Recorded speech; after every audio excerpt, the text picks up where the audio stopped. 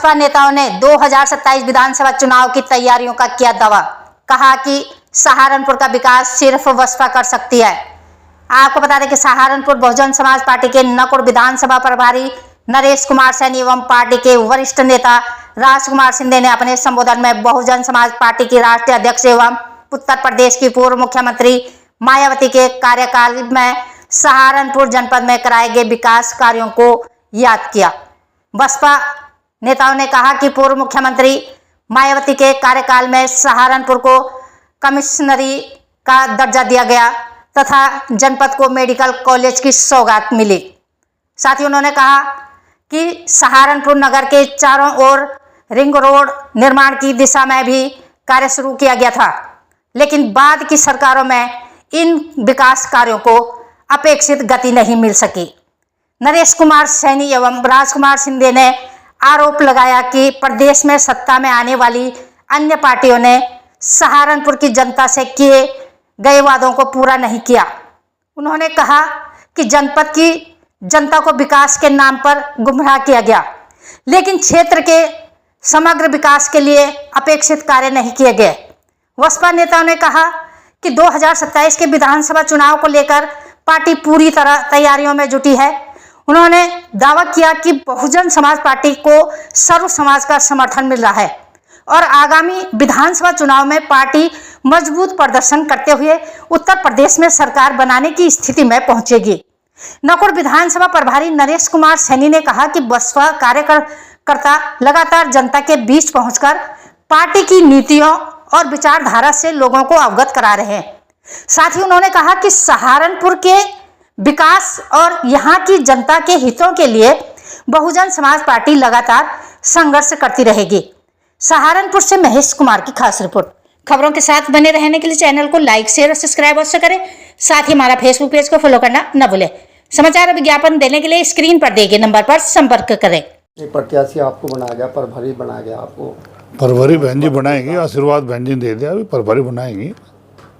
वो बहुजन समाज पार्टी बहुजन के साथ लेकर चल रही है, हर वर्ग का आदमी काम करता है इसमें। नहीं, आप पार्टी के लोगों को और समाज के लोगों को क्या आश्वासन दे रहे? भाई आश्वासन तो दे रहे, जब हम बने के काम करेंगे लोगों के, जो अधूरे काम पड़े हैं वो तो बनने के बाद बचना, हम क्या काम करेंगे? आप पहले से कह दो काम ना हो। नहीं, जो पार्टी का एजेंडा है वो क्या है? चुनावी एजेंडा क्या चीज़ है, क्या है? नहीं, चुनाव तो ये है, फिलहाल सरकार बनाना है और जीत कर बहन जी को मुख्यमंत्री बनाना, उसके बाद वो जो काम होगा। 2027 के लिए पार्टी ने क्या रोड मैप तैयार करा है? वो तो बहन जी का जो आदेश है उस पर चलेंगे हम। नहीं, गाइडलाइन देखो, अभी तो जो है ना चुनाव के दौर चलने वाला है, क्योंकि सभी अपने अपने प्रत्याशी घोषित करने में लगे हैं, भाग रोड में लगे हैं लोग, गठजोड़ में। बिल्कुल बिल्कुल। तो पार्टी जो है वो किस बिंदुओं पे जो है चुनाव लड़ेगी? नहीं, पार्टी ने तो पहले भी काम किया और आगे भी काम करेगी। पिछला इतिहास उठा के देख लो, जो काम बहन जी ने का कोई भी नहीं कर सकता। क्योंकि इस बार चुनाव ऐसा है कि कुछ गठबंधन में है, जो जबकि बसपा किसी से गठबंधन नहीं है, और जो है जो सत्ताधारी पार्टी है भाजपा, वो भी अपने उसमें कैंडिडेट उतारेगी। तो पार्टी का कुछ तो उसने रोड मैप तैयार करा होगा चुनाव के एजेंडे के लिए। देखो, रोड मैप तो ये है, जो बहन जी ने कार्य किए थे वो सारे अधूरे पड़े। बहन जी दोबारा आती, सारे काम होते। अब ये रिंग रोड निकला, अधूरा पड़ा। सबसे पहले तो बनते बहन जी से पूरा कराएगी। दूसरे जो पीजीआई बनाया उसमें कोई आधुनिक मशीन नहीं, ना कोई ढंग के डॉक्टर हैं। सबसे पहले बहन जी उसको सुधार करेगी। आपको नकुड़ विधानसभा की जिम्मेदारी के जो सूत्रों द्वारा पता चला है, उसके बारे में आप नकुड़ विधानसभा में कैसे कार्य करें, कैसे जो वहाँ के जो वोटर हैं उन्हें कैसे पार्टी की तरफ लाने का काम करेंगे? वोटर तो बहुत तेजी थे काम करने के लिए। वोटरों को तो 10 साल से कोई पूछ ही नहीं रहा था। वोट तो मुझे ढूंढते फिर रहे, हमारे प्रत्याशी कहाँ हैं। वो तो बहुत लालायित हैं। लेकिन आज़ाद समाज पार्टी के जो हैं, जो संस्थापक है चंद्रशेखर आज़ाद, वो भी अपनी जो है ताल ठोक रहे हैं कि जो है जो दलित वोट है वो हमारी तरफ आएगा। आपने भी पीछे प्रोग्राम किया कार्यकर्ता सम्मेलन, देख लो कितने आदमी थे उसमें आज़ाद समाज पार्टी के।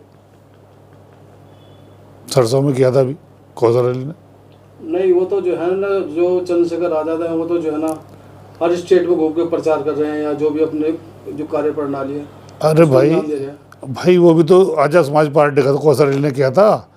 उनके राष्ट्र सचिव आए थे, क्या नाम था ना उनका, क्या नाम था, राठी था क्या नाम,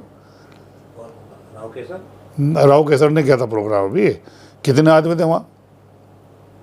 लेकिन 2027 के चुनाव में जो है अगर आजाद समाज पार्टी के उम्मीदवार भी खड़े हुए तो दलित वोट कहाँ जाएगा? ये दलित बसपा वोट पे जाएगा या आजाद समाज देखो, पार्टी दलित वोट कहीं नहीं का, वो बहन जी के साथ था, बहन जी के साथ है और बहन जी के साथ ही रहेगा।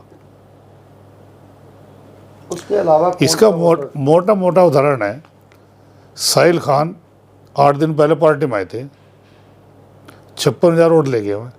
किसके ले गए मैं? दलित ही कहते थे मैं। तो दलित का वोट तो आज भी बहन जी का जो का तो है। दलित समाज के थे, मुस्लिम समाज के बीच में उनके मुस्लिम वो समाज उसके 5,000 होगा। मुस्लिम समाज सब धर्म के साथ चला गया था। उससे पहले नवीन चौधरी लड़े थे, 65,000 वोट लगे थे। बहन जी का वोट तो जहाँ है वही जो का तो है, कोई आ जाओ।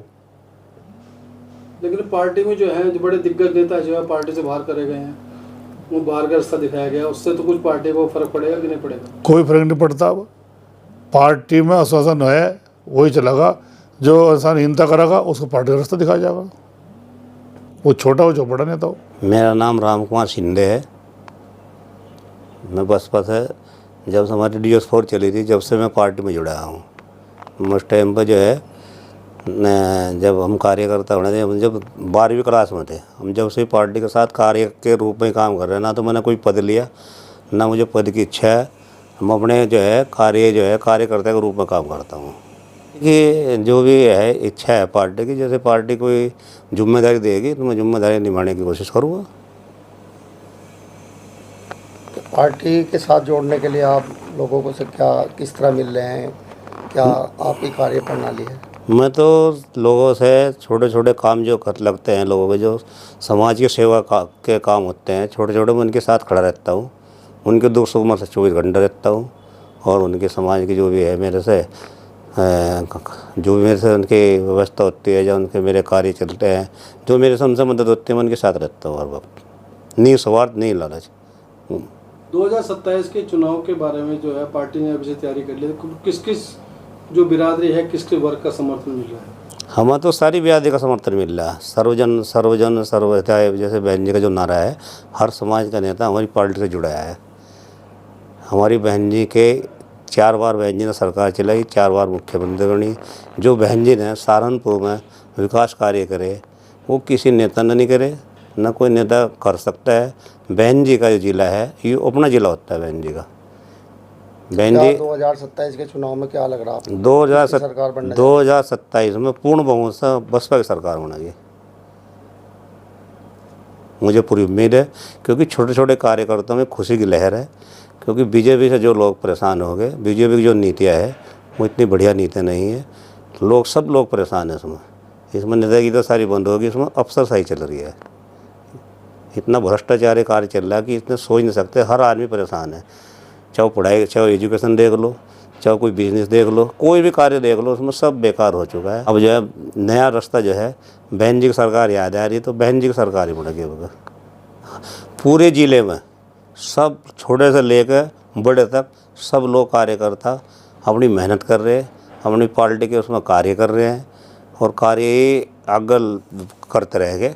बढ़ रही विधानसभा की, सारी विधानसभाओं में हमारी कम से कम 7 विधानसभा है, 7 में तो कम से कम 6 सीटें बसपा को भी लगी हुई यहाँ से।